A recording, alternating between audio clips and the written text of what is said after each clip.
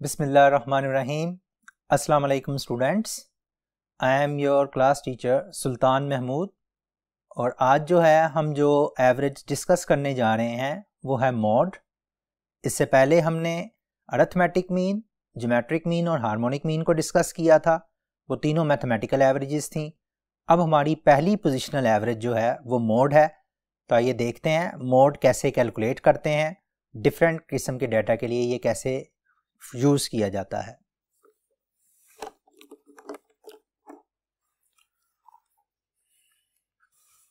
Mod, इसकी definition पहले समझना जरूरी है। The value of data which occurs more times as compare to other values of data.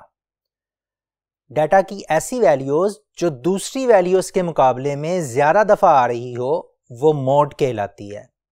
यहां पर आपके पास देखें, इसके एग्जाम्पल में मैंने क्या कहा है, आपके पास ये 5 वैल्यूज हैं 2, 3, 3, 5 एंड 7। ये वैल्यू जो 3 है ये इन वैल्यूज के मुकाबले में ज्यादा दफा आ रही है, तो ये वाली वैल्यू जो होगी ये आपका मॉड कहलाएगी। स्टूडेंट, समटाइम्स मॉड को जो है डेफिनेशन के तौर पर यूं भी लिखा जाता है, the most frequent value of the data is called mod. कि डाटा में जो वैल्यू सबसे ज्यादा दफा आ रही है वो मॉड कहलाती है। मॉड के लिए कंपैरिजन वैल्यू होना जरूरी है। ये स्टेटमेंट मैं दोबारा रिपीट कर रहा हूं कि मॉड के लिए कंपैरिजन वैल्यूज होना जरूरी है। इसका मतलब ये है, देखें जरा, अगर आपके पास डाटा इस शक्ल में हो और आपसे कहा जाए कि इस डाटा का मोड मालूम करें, तो इस डाटा का मोड मालूम नहीं किया जा सकता, हालांकि ये वैल्यू मोस्ट फ्रीक्वेंटली अकर कर रही है। इसके लिए इस डाटा का मोड जो होगा वो एग्जिस्ट नहीं करेगा। लेकिन अगर फर्ज करें मैं एक वैल्यू इसके कंपैरिजन में लगा दूं 1, तो अब इस डाटा का मोड जो होगा वो 2 निकल आएगा, क्योंकि 2 जो है वो 1 के मुकाबले में ज्यादा दफा आ रहा है।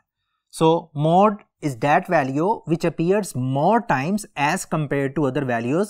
और दूसरा कंपैरिजन होना इसका जरूरी है, बाद में हम इसको मजीद डिस्कस करेंगे। फॉर द टाइम बीइंग इसकी डेफिनेशन याद रखनी है, ऐसी वैल्यू जो दूसरी वैल्यूज के मुकाबले में ज्यादा दफा आ रही हो वो मोड कहलाती है। अब स्टूडेंट, आपके पास जो है, हमने जितनी भी एवरेजेस की हैं उसमें सबसे पहले जो है, जब इसकी एग्जांपल को मैं डिस्कस करता हूं तो सबसे पहले अनग्रुप डाटा की बात करते हैं और फिर ग्रुप डाटा की तरफ चलते हैं।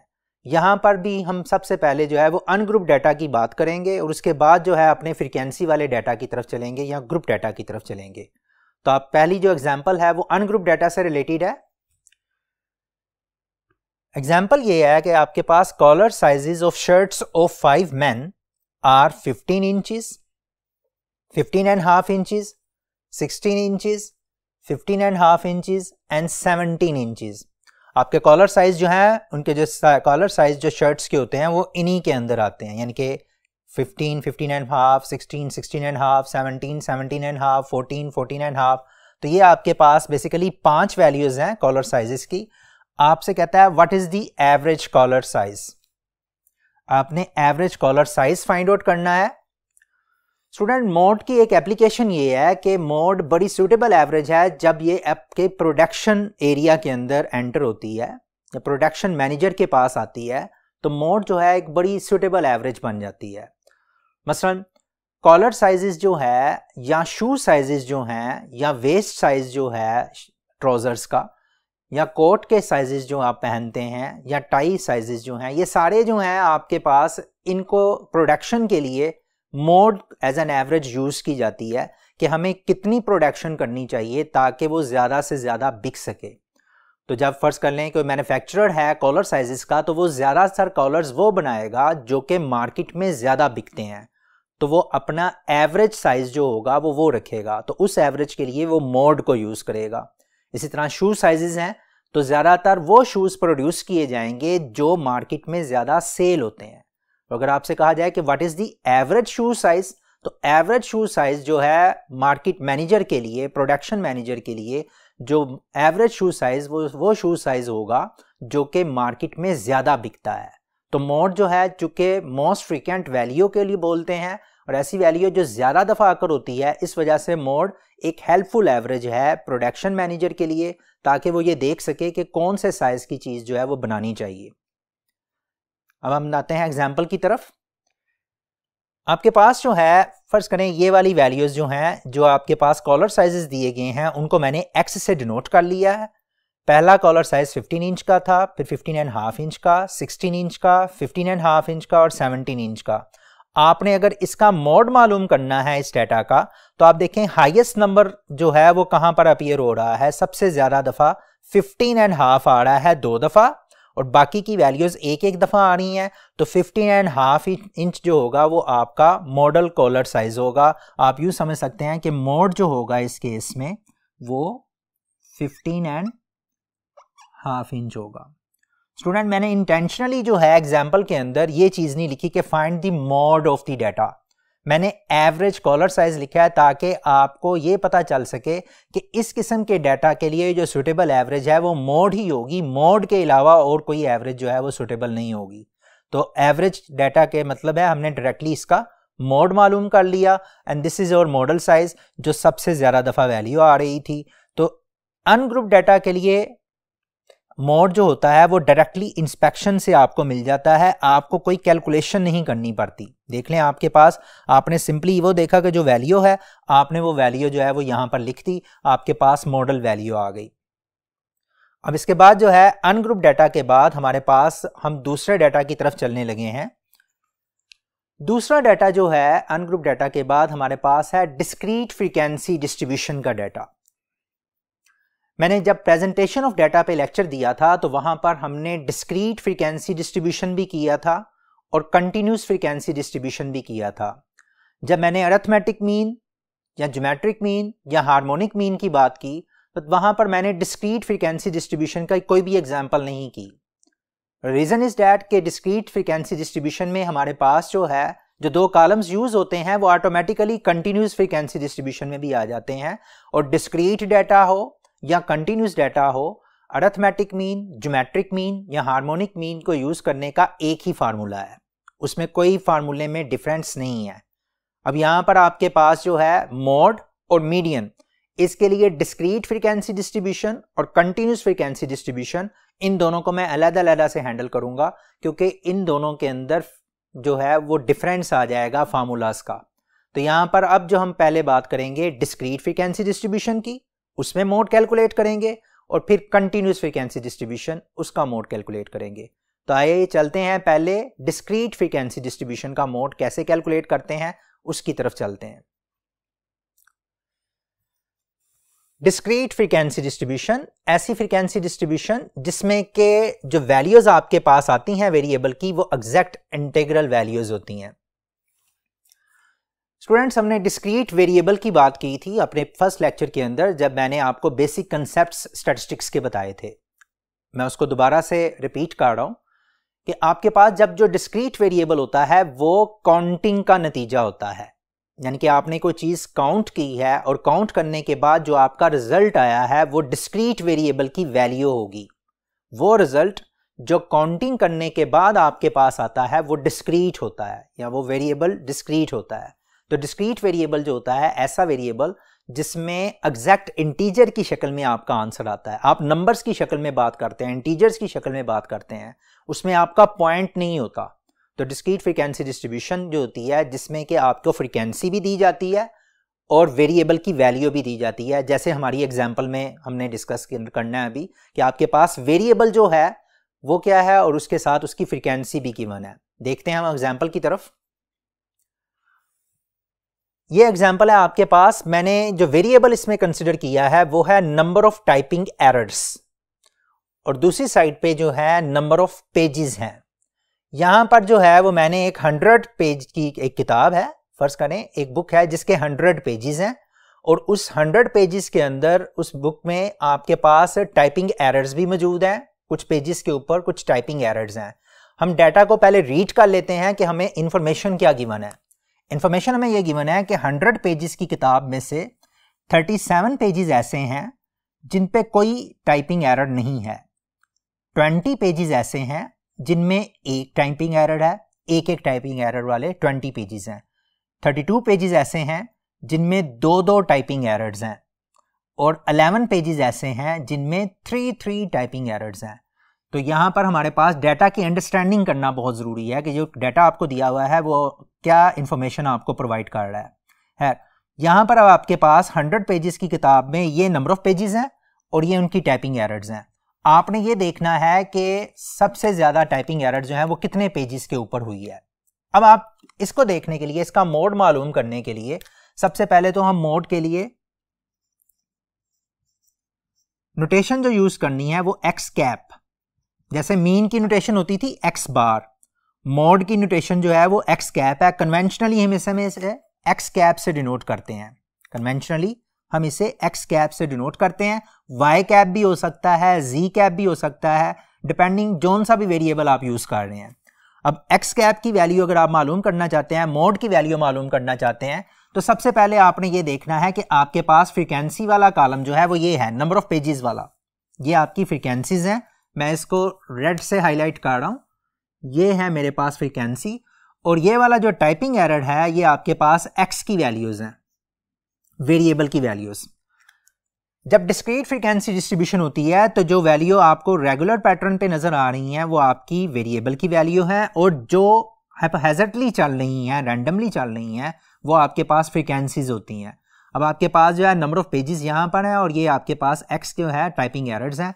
आप देखना चाहते हैं कि मैक्सिमम वैल्यू जो है, यानी कि मोड आपका क्या होगा। इस सूरत में मोड निकालने के लिए आपको सिंपली ये करना है कि आपकी जो हाईएस्ट फ्रीक्वेंसी है उसको आप आइडेंटिफाई कर लें। मैक्सिमम फ्रीक्वेंसी जो इसमें आपको दी हुई है, मैक्सिमम फ्रीक्वेंसी इस केस में जो मेरे पास आ रही है वो है जी 37। This is my maximum frequency. इसको आप जो है मैक्सिमम फ्रीक्वेंसी को आप FM से डिनोट कर लेते हैं। FM stands for maximum frequency या मॉडल फ्रीक्वेंसी। अब इस मैक्सिमम फ्रीक्वेंसी के सामने जो है एक्स की वैल्यू जो अवेलेबल है ये है, मैक्सिमम फ्रीक्वेंसी के सामने एक्स की वैल्यू जो अवेलेबल है वो 0 है। इसका मतलब ये है कि 0 जो है वो 37 टाइम्स आ रहा है। अगर आप डाटा को अनग्रुप फॉर्म में लिखें तो आप यूं लिखेंगे 0 0 0 0, 37 टाइम्स 0 लिखेंगे, 20 टाइम्स 1 लिखेंगे, इसी तरह से 32 टाइम्स 2 लिखेंगे, यानी कि आप 32 टाइम्स ये लिखते हैं, 37 टाइम्स ये, और 3 टाइम्स जो है 11 जो है वो 3 टाइम्स लिखेंगे, 11, ये 3 जो है वो 11 टाइम्स लिखेंगे, 3 3 3 3, ये 11 टाइम्स लिखेंगे। तो सबसे ज्यादा दफा आपने 0 लिखा ना 37 टाइम्स, तो इस वजह से 0 ही आपका मोड होगा। ये मैंने आपको मोड को अनग्रुप फॉर्म के अंदर जो भी हमने समझा इससे पहले उसकी बात की है। अगर फर्ज करें ये अनग्रुप फॉर्म में मैं नहीं करता तो आप डिस्क्रीट फ्रीक्वेंसी डिस्ट्रीब्यूशन से मोड जो है वो इजीली पिक कर सकते हैं। डिस्क्रीट फ्रीक्वेंसी डिस्ट्रीब्यूशन का मोड कैसे निकलेगा, यहां पर आपने जो मैक्सिमम फ्रीक्वेंसी अवेलेबल है उसके सामने जो वेरिएबल की वैल्यू है 0, this is your required mode. आपके पास x इज इक्वल टू 0, आप 0 जो है ये आपका आंसर आ जाएगा कि मोड की वैल्यू 0 होगी। 37 is not your mode. Students जो हैं ये अक्सर मिस्टेक करते हैं कि जो मैक्सिमम फ्रीक्वेंसी होती है उसी को मोड कंसिडर कर लेते हैं। मैक्सिमम फ्रीक्वेंसी मोड नहीं है। जो मैक्सिमम फ्रीक्वेंसी के सामने वेरिएबल की वैल्यू है, जो x की वैल्यू है, that will be your mode. तो मैक्सिमम फ्रीक्वेंसी के सामने जो x की वैल्यू है ये मैक्सिमम फ्रीक्वेंसी, और इसके सामने जो x की वैल्यू है ये आपका मोड है। आपके पास मोड ये निकल आया। इसके बाद इसको रीजन भी दे देनी है, बिकॉज, यहीं पर साथ बता दें, because FM is equal to 37, that's it. So discrete frequency distribution में भी मोड निकालना बहुत आसान है। आपको सिंपली जो 2 कॉलम्स दिए हुए हैं डिस्क्रीट वाले, एक आपके पास टाइपिंग एरर्स वाला कॉलम है और एक फ्रीक्वेंसी वाला, आप सिंपली मैक्सिमम फ्रीक्वेंसी को लोकेट करें और उसके सामने जो आपके पास x की वैल्यू होगी वो आपका रिक्वायर्ड मॉडल वैल्यू होगी, वो आपका रिक्वायर्ड मोड होगा। वो मोड की वैल्यू लिख लें और उसके सामने जो है मैक्सिमम फ्रीक्वेंसी को बता दें कि ये मैक्सिमम फ्रीक्वेंसी ये थी, इसलिए मैंने मोड की वैल्यू जो है वो ये लिखी है। तो स्टूडेंट्स यहां पर अभी हमने जो दो मेथड पढ़े हैं मोड को कैलकुलेट करने के, एक अनग्रुप डाटा के लिए और एक जो है डिस्क्रीट फ्रीक्वेंसी डिस्ट्रीब्यूशन के लिए। इन दोनों मेथड्स में हमने ये ऑब्जर्व किया कि आपके पास अगर डाटा अवेलेबल हो तो जस्ट बाय सिंपल इंस्पेक्शन आप मोड को कैलकुलेट कर सकते हैं। दूसरे लफ्जों में कैलकुलेट का वर्ड अगर मैं यूज करूंगा तो वो गलत होगा, आप मोड को आइडेंटिफाई कर सकते हैं, क्योंकि दोनों सूरतों में आपको कैलकुलेट नहीं करना पड़ा बल्कि सिर्फ आइडेंटिफाई करना पड़ा, आपको सिर्फ मॉडल वैल्यू जो है वो पिक करनी पड़ी है। ये दोनों किस्म के डाटा में ऐसा है। अब हम आते हैं अपने तीसरे डाटा की तरफ कि जिसमें आपने मोड जो है वो कंटिन्यूस फ्रीक्वेंसी डिस्ट्रीब्यूशन की तरफ वो फाइंड आउट करना है। तीसरे डाटा में कंटिन्यूस फ्रीक्वेंसी डिस्ट्रीब्यूशन की तरफ चलते हैं।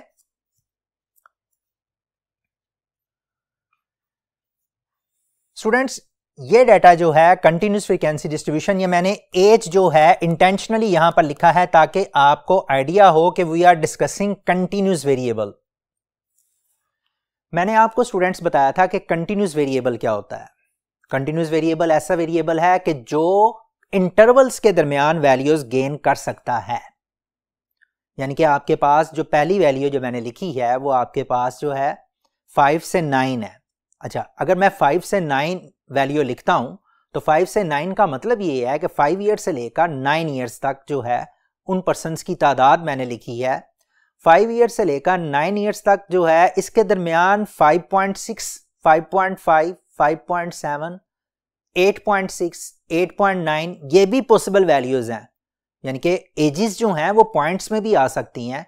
तो ऐसा डाटा जो है वो आपका कंटिन्यूस डाटा कहलाता है और ऐसे डाटा की जो फ्रीक्वेंसी डिस्ट्रीब्यूशन है वो कंटिन्यूस फ्रीक्वेंसी डिस्ट्रीब्यूशन कहलाती है। तो कंटिन्यूस फ्रीक्वेंसी डिस्ट्रीब्यूशन का मोड कैसे कैलकुलेट करते हैं उसके लिए देखते हैं जरा इस एग्जांपल को। ये जी आपके पास 5 से 9, 10 to 14, 15 to 19 and 20 to 24 age groups हैं और साथ में ये फ्रीक्वेंसीज हैं, उनके नंबर ऑफ पर्सन्स आपके पास हैं। आपने क्या किया है, ये वाली आपके पास टोटल फ्रीक्वेंसी, यहां पर आप अगर इनको ऐड करेंगे तो ये आपके पास 25 बन जाएगा, यानी कि 13 और 20 ये 21 और 5 26 20 30 आ जाएगा आपके पास। टोटल फ्रीक्वेंसी जो है वो 30 आ जाएगा। एंड रिमेंबर ये मैंने टोटल सिर्फ आपको इस पूरे डाटा के टोटल को शो करने के लिए किया है कि टोटल कितने पर्सन्स का डाटा है, यानी कि इसके अंदर जो है समेशन एफ यूज नहीं होगा। मीडियन के अंदर जो है वहां पर हम समेशन एफ को एन की शक्ल में यूज जरूर करेंगे, लेकिन यहां पर समेशन एफ जो है वो यूज नहीं होगा। अब ये कैसे यूज नहीं होगा, क्योंकि इसमें आपके पास मोड का फार्मूला जरा आप देखें नीचे, मोड के फार्मूले की तरफ आते हैं।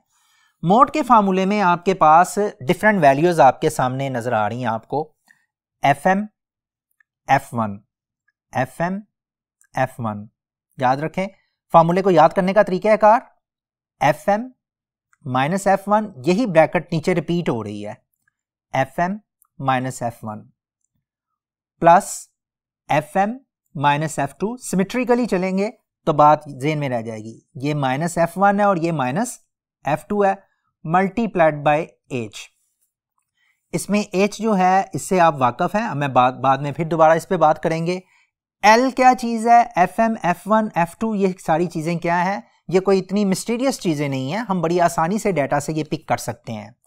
फॉर द टाइम बिंग अगर आप FM की बात करें तो आपके पास जो है FM जो है वो ये वैल्यू है, मैक्सिमम फ्रीक्वेंसी 13 जो है वो आपका FM है, यानी कि यहां पर अगर मैं FM की वैल्यू पुट करूंगा तो that value will be equal to 13।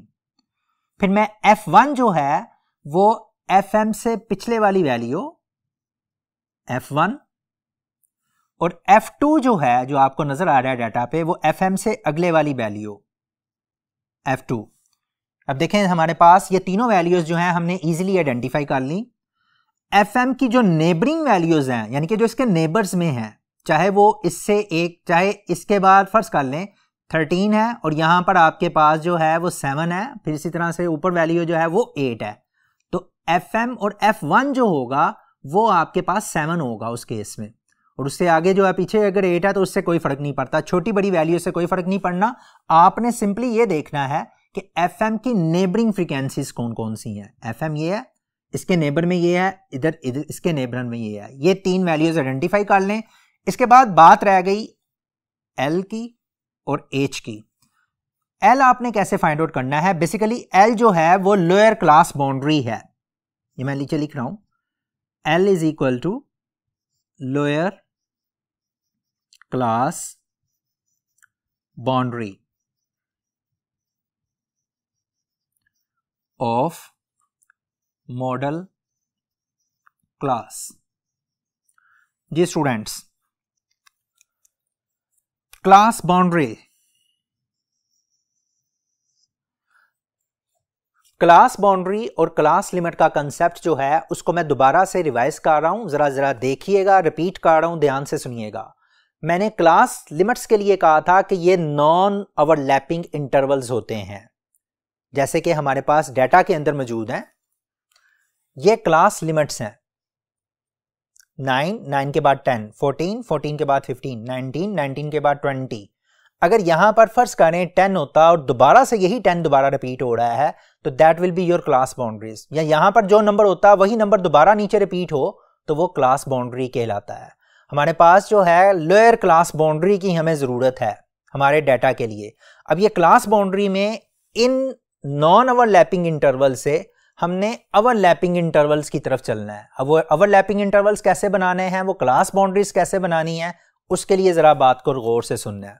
देखिए मैं क्लास बाउंड्रीज बनाने लगा हूं।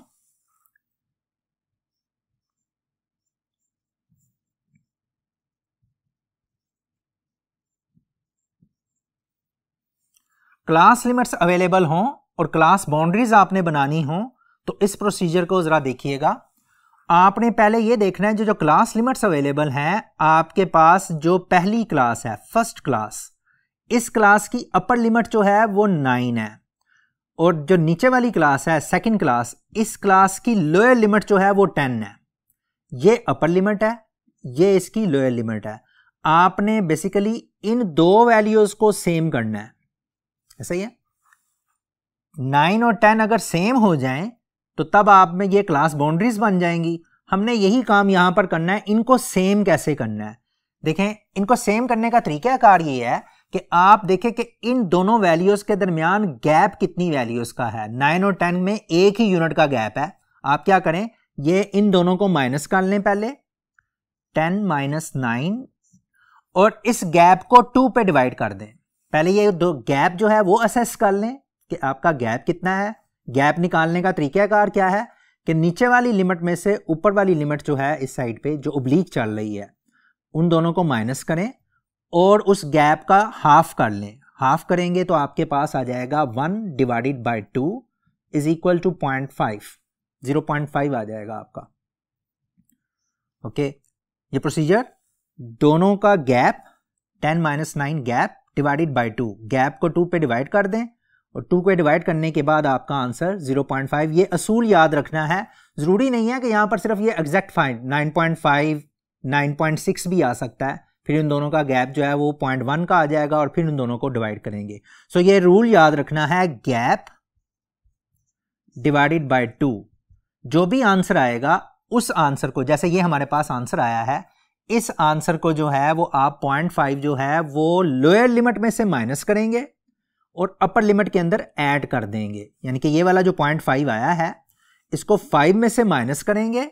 देखें, 5 माइनस 0.5 और 9 में इसे ऐड कर देंगे, 9 प्लस 0.5। सो स्टूडेंट्स, आप ये ऑब्जर्व करेंगे 5 में से 0.5 अगर मैं माइनस करता हूं तो मेरे पास आंसर आता है 4.5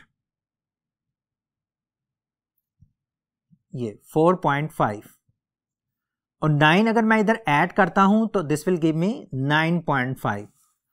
ये आपके पास पहली क्लास बाउंड्रीज का सेट बन जाएगा। ये लोअर क्लास बाउंड्री है और ये अपर क्लास बाउंड्री है।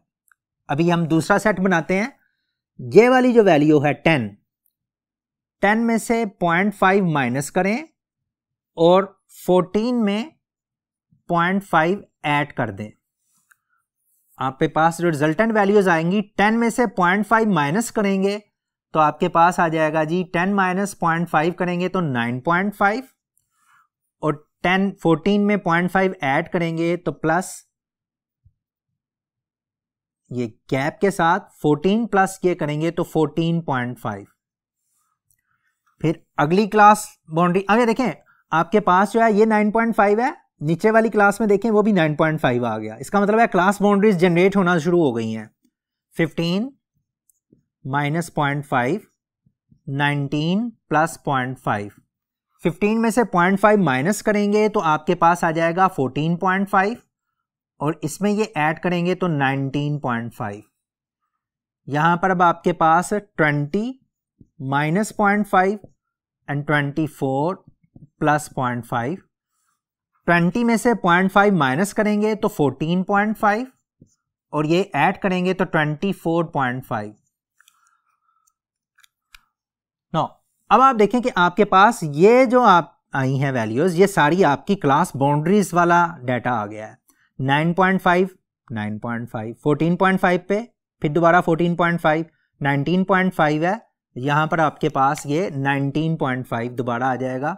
तो इसका मतलब है कि ये डाटा जो है ये क्लास बाउंड्रीज का डाटा है और ये वाला डाटा जो था ये आपके पास क्लास लिमिट्स का डाटा था। तो क्लास लिमिट्स से डाटा से क्लास बाउंड्रीज के डाटा को आपने लेकर आना है। इस प्रोसीजर को दोबारा समझ लेना। सबसे पहले आपने गैप निकालना है, उसको 2 पे डिवाइड करें, 0.5 आ गया। जो भी आंसर आए यहाँ पर जरूरी नहीं है कि 0.5 आए, मैंने पहले भी बताया आपको। अब जो भी आंसर आएगा उसको लोअर लिमिट में से माइनस कर दे जाएं और अपर लिमिट में वो ऐड करते जाएं। आपके पास ऑटोमेटिकली क्लास लिमिट्स जो है वो क्लास बाउंड्रीज में कन्वर्ट हो जाएंगी।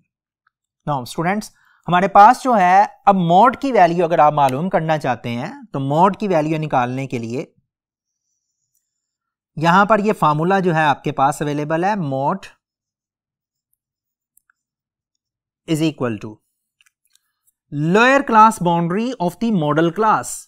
मॉडल क्लास इसमें कौन सी है? जो मैक्सिमम फ्रीक्वेंसी वाली क्लास है ना वो आपकी मॉडल क्लास है। मैक्सिमम फ्रीक्वेंसी ये एफएम है।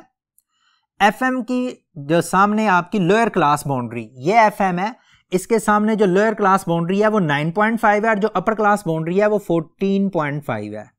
ये लोअर क्लास बाउंड्री, ये अपर क्लास बाउंड्री। ये आपके पास जो है 9 जो है ये एल है दूसरे लफ्जों में, यानी कि लोअर क्लास बाउंड्री के लिए मैंने ये एल की जगह ये लिख दिया, एल इज इक्वल टू 9.5। यानी कि जहां पर हमारे डाटा में एल आ रहा है उस एल की जगह पर मैं 9.5 जो है वो प्लेस कर सकता हूं। यहां पर अगर फर्ज करें मैं 9.5 लिखता हूं, एल की जगह पर 9.5 प्लस एफएम, एफएम की जगह पर आ जाएगा 13। F1, F1 की जगह पर आ जाएगा 8 डिवाइडेड बाय, ये ब्रैकेट लगा दिया साथ में मैंने। इसी तरह 13 minus 8, FM minus F1, 13 minus 8 plus यहां पर अब आपके पास FM जो है वो भी 13 माइनस F2, F2 5 है आपका, मल्टीप्लाइड बाय H, H आपका इंटरवल है। इंटरवल आपके पास क्या है जी? अब इंटरवल मालूम करने के लिए आपने क्या करना है कि ये जो क्लास बाउंड्रीज आपने निकाली हैं, क्लास बाउंड्रीज का आप वर्टिकल डिस्टेंस देख लें या हॉरिजॉन्टल डिस्टेंस देख लें, आपके पास H की वैल्यू निकल आएगी। H निकालने का मतलब यह है कि आपने इंटरवल देखना है कि क्लासेस के दरमियान इंटरवल कितनी वैल्यूज का है। अब देखें, फर्ज करें आप 9.5 और 14.5 का इंटरवल लेते हैं तो 5 निकलता है। 14.5 में से 9.5 माइनस करें 5 आएगा। आप 9.5 में से 4.5 माइनस करें तब भी 5 आएगा। इधर से आप 5 कर लें, यानी कि ये थ्रू आउट 5 का गैप है। इधर भी आप देखेंगे तो थ्रू आउट 5 का गैप है। आप अगर इधर भी देखेंगे ना 9, 14 फिर 19 और ये भी गैप आपको 5 का नजर आएगा। 9 के बाद 14, 14 के बाद 19 और फिर 24। यहां पर भी गैप जो है वो 5 का है। 5 के बाद 10, 10 के बाद 15, 15 के बाद 20। सो आसान तरीका गैप को देखने का यह है कि आप वर्टिकली उस गैप को ऑब्जर्व कर लें तो आपके पास वो H की वैल्यू निकल आएगी। चाहे आप क्लास लिमिट से वर्टिकल देख लें, चाहे आप क्लास बाउंड्री से वर्टिकल देख लें। एक चीज ये, अगर आप हॉरिजॉन्टल देखें तो क्लास बाउंड्रीज को यूज करें। क्लास बाउंड्रीज में हॉरिजॉन्टल अगर आप गैप देखेंगे तो 14.5 और 9.5 का डिफरेंस भी 5 है। 19.5 और 14.5 का डिफरेंस भी 5 है। 24.5, 19.5 का डिफरेंस भी 5 है। क्लास बाउंड्रीज के केस में दो ऑप्शंस हैं, चाहे आप वर्टिकल गैप देख लें तमाम वैल्यूज के दरमियान, चाहे उस पर्टिकुलर क्लास की क्लास बाउंड्रीज का हॉरिजॉन्टल गैप देख लें, तब भी आपके पास गैप जो है वो h के इक्वल निकल आएगा। तो गैप जो है क्लास बाउंड्री का निकालने के लिए आप इन दोनों को माइनस करेंगे तो आपका गैप जो होगा वो 5 का निकलेगा। आप देखेंगे ना, इन दोनों को माइनस करेंगे आपस में तो आपका आंसर जो आएगा वो 5 आएगा। तो इन दोनों के दरमियान 5 का डिफरेंस है, तो हमारे पास h की वैल्यू जो होगी वो 5 निकल आएगी। तो स्टूडेंट्स ये हमारे पास जो है, हमारे पास L, FM, F1, H, FM ये सारी वैल्यूज जो है हमने उसकी जगह पर उसने प्लेस कर दिया है। अब हमें सिंपली इसको सिंप्लीफाई करना है, तो सिंप्लीफाई करने के लिए आपके पास जो है 9.5 है प्लस 13 माइनस 8 करोगे तो आपके पास 13 में से 8 माइनस करोगे तो 5 आ जाएगा, मल्टीप्लाइड बाय 5 डिवाइडेड बाय, यहां पर अब आपके पास 5 प्लस 8 ये आ जाएगा। आपके पास फाइनली यहां पर 9.5 प्लस ऊपर अगर आप मल्टीप्लाई करोगे दोनों को तो आपके पास आएगा 25 और नीचे जब आप दोनों को ऐड करोगे तो 13 आ जाएगा। सो स्टूडेंट हमने आखिरी हिस्सा जो है यहां पर मैं ब्लैक से शो कर रहा हूं, यहां पर आकर आप क्या करें, इसको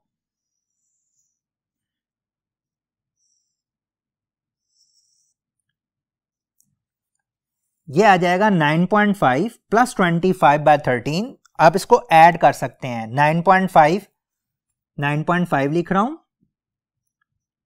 प्लस 25 बाय 13 अगर मैं करता हूं कैलकुलेटर के जरिए तो मेरे पास आंसर आएगा 25,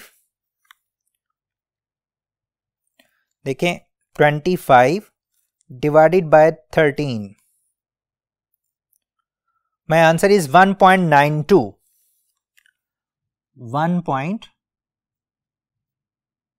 मैं ब्लैक से ही लिख रहा हूं ताकि आपका जो है वो कंफ्यूजन ना हो। 1.92 और इन दोनों को ऐड करेंगे ना आपको तो फाइनल आंसर आपका मोड का आ जाएगा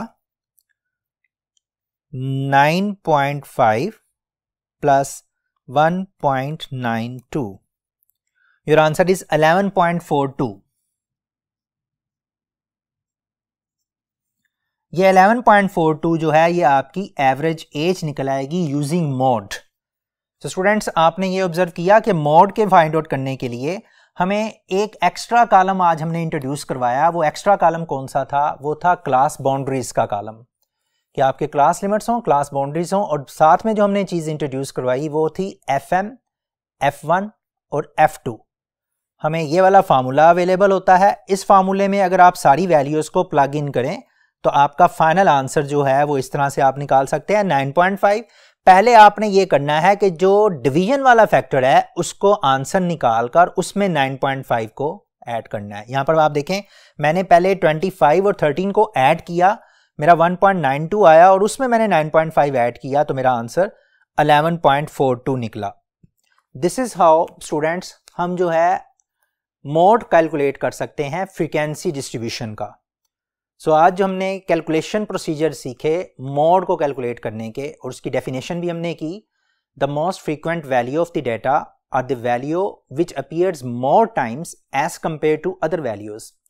और दूसरा हमने देखा कि इसमें अनग्रुप डाटा और फ्रीक्वेंसी डिस्ट्रीब्यूशन जो कि डिस्क्रीट वेरिएबल से रिलेटेड होगी, उस डाटा का जो मोड अगर आप मालूम करना चाहते हैं तो वो जस्ट बाय इंस्पेक्शन मालूम कर लिया जाता है।